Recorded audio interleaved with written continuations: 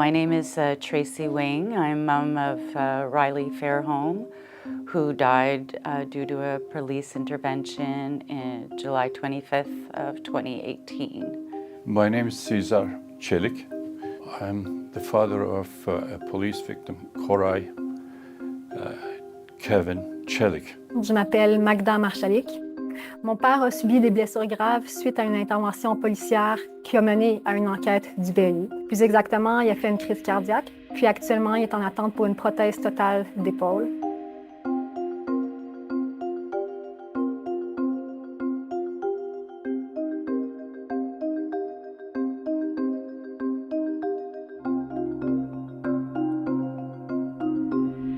There were 6 police officers and they shot my son. He was in, they say that there was some negotiations and that they tried to talk to him. He had an airsoft gun and that, so they just shot him and he died right away.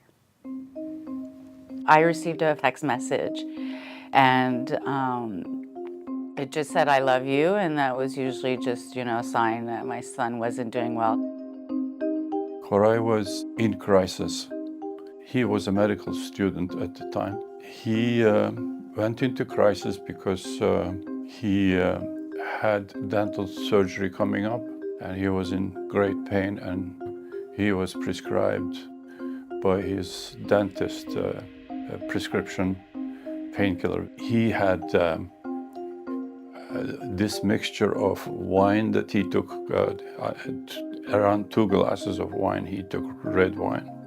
While he was studying, something reacted in his body and he's not himself. His speech was slurry.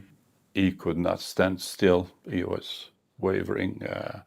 He was in that state, but he wanted to drive. He was insisting of driving. My wife sought help and called 911 to say that we don't want him to drive and he's in crisis. They all tackled him, slammed him against the wall, bringing down all the antique ceramics, etc. on the wall. And then they caught and slammed him face down on the ceramics there. And all 4 of them cooperated and put handcuffs on him while he is face down. We were screaming for them to stop. What did he do? Apparently he was dead. His heart stopped.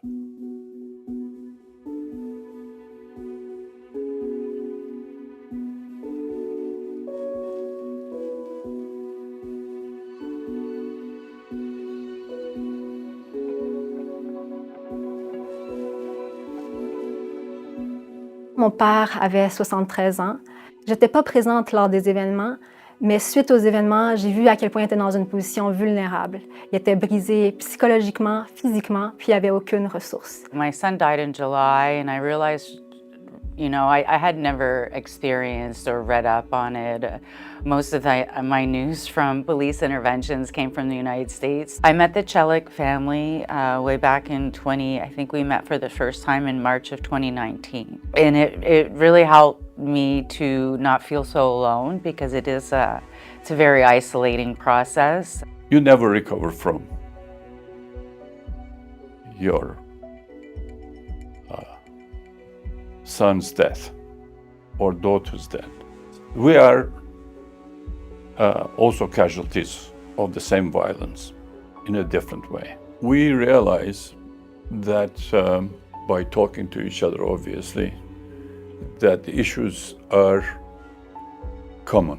It is a lot of support because, we don't have a lot of groups that are able to really truly understand how we feel. I assumed that I was going to get a lot of information of just number of police officers that were involved, etc. I just started to realize that I was kind of alone in this and there was really not a lot of information that I'd have access to. And I really wanted to know what had happened to my son. Do you know what organizations you have to deal with? Slew of them. System is set up to make sure you're not going to get anywhere. Mentally, it's a challenge. Physically, it's a challenge. We went through a lot of physical problems, health problems.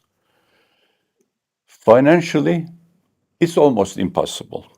And what that's really brought us together is that we want to see some change, and we don't want to see any other families have to go through what we're going through. It was very beneficial for me that I got to know the Chelik family really shortly after my son's death. It gave me some strength to be able to write letters. Exactement, je suis entièrement d'accord. Moi, j'ai vu mes parents dans une situation très vulnérable. On cherchait à comprendre, de voir d'autres familles, de comparer nos expériences. On a réalisé que c'était pas des cas isolés.